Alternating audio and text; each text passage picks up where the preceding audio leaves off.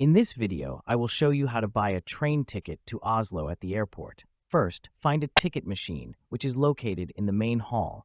If you're not sure where exactly to find it, check out my other video where I show the exact location. The link to the video is in the description. I recommend selecting English first and then choosing single ticket. You can either pick a preset destination from the menu on the right or type Oslo S. Important, the ticket is not valid on fly-to-get trains. Close the notification, select the number of passengers, and press Next. A summary of your purchase will appear. For a trip to central Oslo, you need a ticket for 4 zones.